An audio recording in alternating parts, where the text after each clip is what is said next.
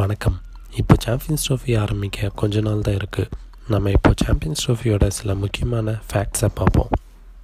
South Africa இது வரைக்கும் world cup ஜெயிச்சதே இல்லை. ஆனால் அவங்க பெருமைப்படுற மாதிரி முதல் முறையாக 1998 நடந்த சாம்பியன்ஸ் ட்ரோஃபியை அவங்க ஜெயிச்சிருக்காங்க.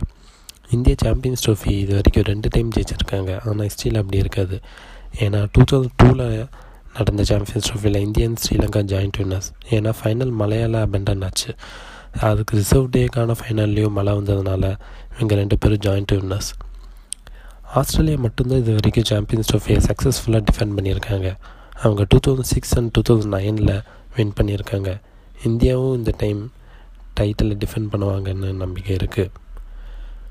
இங்கிலாந்து இது வரைக்கும் 3 டைம்ஸ் சாம்பியன்ஸ் ட்ரோஃபி நடத்தியிருக்காங்க. ஆனால் ஒரு டைம் கூட அவங்க சாம்பியன்ஸ் ட்ரோஃபி ஜெயிச்சதே இல்லை.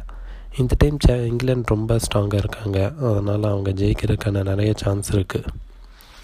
கென்யாவில் கூட ஒரு டைம் சாம்பியன்ஸ் ட்ரோஃபி நடந்திருக்குங்க. எப்போன்னு பார்த்தா 2000 அப்போது நியூசிலாந்து தான் வின் பண்ணாங்க. சாம்பியன்ஸ் ட்ரோஃபியில் இது வரைக்கும் அதிகமாக ரன் அடித்தது யார் தெரியுமா? சச்சினா, பாயிண்டிங்கா, கங்குலியா இவங்க யாருமே இல்லைங்க. யூனிவர்சல் பாஸ் கெயில் தான் இது வரைக்கும் 791 ரன்ஸ் அடித்து டாப்பில் இருக்கார். பட் இந்த டைம் வெஸ்ட் இண்டீஸ் சாம்பியன்ஸ் ட்ரோஃபியில் குவாலிஃபை ஆகாமல் போயிட்டாங்க. 2013 சாம்பியன்ஸ் ட்ரோஃபி கம்ப்ளீட்டாக இந்தியா டாமினேட் பண்ணியிருக்காங்க. எப்படின்னு பார்த்தா player of the final Jadeja வாங்கியிருக்காரு. பிளேயர் ஆஃப் தி டோர்னமெண்ட்டும் மோஸ்ட் ரன்னும் Shikhar Dhawan, most wickets Jadeja, winners India. இந்தியாவை சாம்பியன் சைடு சொல்கிற மாதிரி ஆடினாங்க.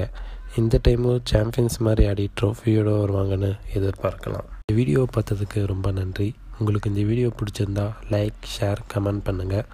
மேலும் இந்த மாதிரி வீடியோவை பார்க்குறக்கு சப்ஸ்கிரைப் பண்ணுங்கள்.